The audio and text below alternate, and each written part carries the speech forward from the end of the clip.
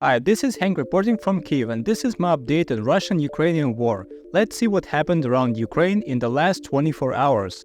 Attack on geriatric nursing home. Traitors of all kinds. The worst eco pollution in the world. Ukrainian citizenship for volunteers. 35 billion euro loan for Ukraine. Yesterday, the Russians attacked a geriatric nursing home in the city of Sumy, northwest of Kyiv, with missiles. This city of 264,000 people is located right next to the border.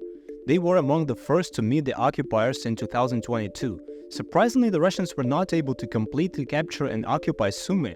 This city was under our control all the time despite all the chaos in the first days. As far as I remember, in this sad photo you see an old man lying on the cold ground waiting to be carried to safety. According to rescuers, one person was killed and 9 were injured out of more than 200 inhabitants of this facility. Of course, I will ask this rhetorical question again. What was the point? Literally, what did Russia get by attacking the nursing home?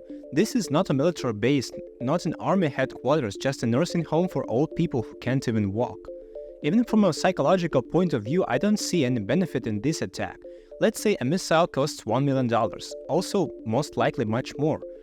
You exchange $1 million for one dead old man who can't even fight. Perhaps this is one of the tactics of the Russian Middle Command, to say that we spent this many missiles and destroyed another secret NATO base under the guise of nursing home. Well, remember how they like to tell these tales on their TV. By the way, pay attention, in the background you can see a car of the International Red Cross, and employees of this organization are helping people. In previous videos, I criticized the management of the Red Cross for inaction, but noted that people working in the field are doing their job well. I want to emphasize that my criticism is aimed strictly at the management of this organization, which is not doing enough. Those who save lives are heroes on the level of emergency service employees, firefighters, police and soldiers. Pure respect. In this video, you see two young Ukrainian guys who don't look very happy. They decided to earn easy money from Russians by setting fire to our military vehicles. What happened is what I said a few days ago. People who burn Ukrainian armed forces vehicles in the rear are criminals and they deserve punishment. I'm not talking about being shot, of course, but such fool should understand that he will be caught and punished. Now, Sasha and Andrei will go to dig trenches and help our military hold the line, as the soldiers who detained them wrote. Now their lives will directly depend on the car they tried to burn, and they will understand how important this car is. No one will humiliate them. We want them to feel what trenches and real war are. We promise to feed them and load them with a huge amount of work.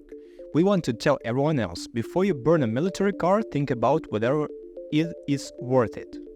In general, this is a completely logical development of events. I donate my money every week to buy and upgrade such vehicles, and if for me it's just money, then for soldiers it is the first necessity and matter of survival. In this photo, the Security Service of Ukraine detains a traitor who spied for the FSB service and transmitted data on the positions of Ukrainian armed forces in the Zaporizhia region in the south of Ukraine. It is said that he previously served in our army, but after demobilization he began to sell information about what he knew and began to photograph new positions of troops and the bridges they move on with his phone. This character will not go digging trenches. He faces life imprisonment, and I can assume that Russia will not even want to exchange such a small fish. A very stupid way to ruin your life at 22, as at any age. This is another level of betrayal. I've built 3 blocks in this news in ascending order. In this photo, the Security Service of Ukraine arrests one of the heads of Ukrainian Design Institute who helped the Russians restore damaged oil refineries after an attack by drones of this very Security Service of Ukraine. What an idiocy and what an irony. Do you remember how many news stories there were about us hitting Russian oil refineries, and because of this Russia is losing the ability to refine oil into gasoline for its market and for sale? Putin even limited the sale of fuel for export and bought it in Belarus because Russia began to experience a shortage of fuel, as well as diesel for the Russian army. That is, each destroyed oil refinery is a minus for the Russians' ability to attack and finance the war, and this gentleman helped restore Russian oil refineries, which cannot be so easily replaced due to sanctions. As a result, the whole world, with varying degrees of success, limits Russians in the fuel sector, and our citizens, those who can die from a flying missile or a drone every day, help the Russian army continue the war. This is one of the fragments of the criminal's correspondence with a contact in the Russian Federation, in particular in the Gazprom Corporation. A certain equipment test protocol is discussed here. As stated, the total cost of the contracts was almost $11 billion. The cost also included remote support by designers of restoration processes and work on the modernization of damaged oil refineries. 5 people who organized this large-scale criminal scheme were arrested and, interestingly, according to the law, they face up to 12 years in prison with confiscation of property. In the previous blog about the spy, you heard about the life imprisonment, and here the scale is simply incredible and only up to 12 years. Only is meant in comparison. But look at the scale of the crime. Sometimes I don't quite understand how justice works, and it seems to me that in the wartime there should be other criteria for assessing the level of guilt. If I were to make a decision, then everyone involved in this case would receive a fair life sentence, and this case would become as public as possible so that no one would want to repeat it. Today, suddenly Kyiv has one of the worst episodes of air pollution in the world. We're second only to Cairo because of the fires in the northern part of the Kyiv region. I had to change my plans for the day, and now I'm writing this text in an apartment with a working air purifier because it is hard to breathe outside. I'm not complaining because today I have the opportunity to stay at home, but people who are on duty have to endure this. Every time something like this happens, I think about those who are in the positions. When it is very cold in Kyiv, I imagine how cold it is for soldiers in the trenches. It is a little strange, but I could not afford to buy myself warm long johns in the winter of 2022 because every dollar I spent here meant that this dollar could go to support the army, and I would rather buy warm clothes for a soldier than for myself. This is an example of how I perceive war. Not everyone is like this. I don't want to show us as saints or whatever, but things like this are very common here. I hope that the smog will pass, and I also hope that the war will pass and we'll be able to restore the ecology and nature that suffered because of the Russians. I'm sure that they are obliged to pay for what they burned, for all the destroyed eco-parks, reserves like Eskania Nova or Geriatric. I will leave a video below from the island of Geriatric, which the Russians are using today as a military position. People from all over Ukraine used to go there to enjoy the wild nature, and I'm very sorry that I didn't have a chance to visit it. I will leave a beautiful video of this place filmed a year before invasion. Read the comments under the video. It's the essence of what is happening there today. Some stories like this are not very public or popular, and I learned them by bits and pieces from here and there. This news is developing quite slowly, but it's a very important issue. In August, the Ukrainian parliament passed a law on the legal status of foreign volunteers defending Ukraine. This law allows people from other countries to obtain Ukrainian citizenship for themselves and their families. This may sound quite trivial, but in fact for thousands of people this is an extremely important issue. Surprise, as far as I know, it's difficult to obtain Ukrainian citizenship. Who would have thought? Many people fight here receiving a combat salary, which is about $3,000 to $4,000 per month in combat positions. For some countries this is a lot of money. For Ukraine this is a lot of money. Now in Kyiv, the average salary is probably about $500–600 for people who work, for example, in a cafe, in a store, or an average office.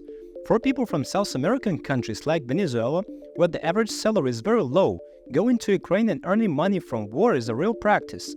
I have met volunteers from there who are fighting for us. In our army, there is also officially a Georgian legion. As you understand, people mostly from Georgia are fighting there. Today this is especially relevant because Russia is pushing the Georgian government to adopt pro-Russian laws. Part of Georgia has been occupied by Russians since 2008, like the Ukrainian Donbass since 2014, and the Georgians have something to fight for here. This is also an important question. People go to Ukraine to fight because in their home countries the Russians have already stolen part of the land. Probably every neighbor of this strange country can say that they suffered. Moldova, Georgia, Ukraine, Poland, Hungary, Estonia, Latvia, Lithuania, Finland, Belarus, and there was also the Prague Spring, there was the Berlin Wall, even the North-South Korea situation, and much more. Isn't it strange that all the neighbors around Russia at different times faced what the bloodthirsty Ukraine faced in 2014? Of course, for people from developed countries with high salaries, this is not a reason to go to fight in Ukraine and risk their lives when they can work safely at home, for example in Norway and earn 4 times more, but people from all over the world still go to Ukraine to fight, mostly not for money but for democracy against dictatorship, to fight for their values, to what they believe in. I say this based on what my foreign friends told me in non-public talks. And for some people, signing a law that will allow them to become a citizen of Ukraine is very important. Our government can often make mistakes or not fulfill certain tasks well enough. I constantly see this, but the fact that such laws are being adopted, among other things, is important. Today, the President of the European Commission, Mrs. Ursula von der Leyen, visited Kyiv. I can note 2 things from her visit. First, in Lithuania, they are dismantling an entire thermal power plant and transferring it to Ukraine to strengthen our power grid before the heating season. I really hope that the Russians will not blow it up as they blew up all our other thermal power plants, trying to plunge the country into darkness.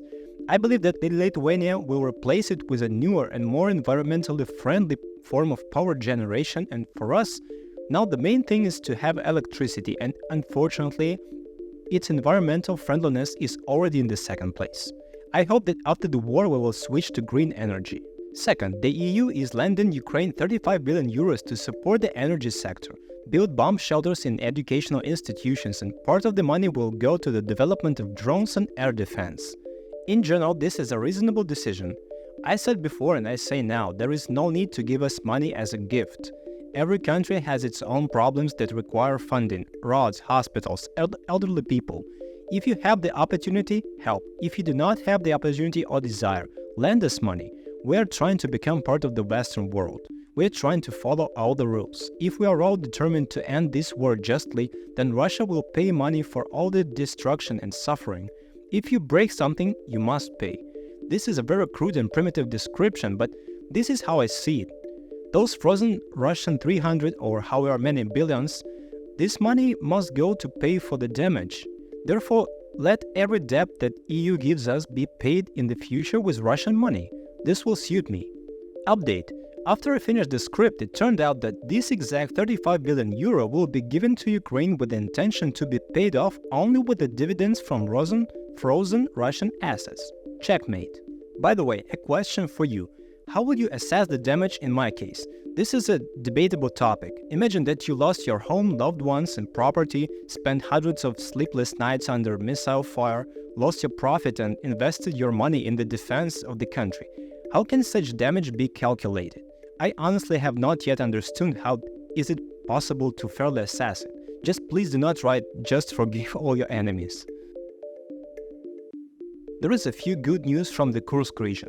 I will not rush to announce it, let the official information appear. Now it makes sense not to rush to conclusions. And there is not very good news from the southeast, which also requires silence.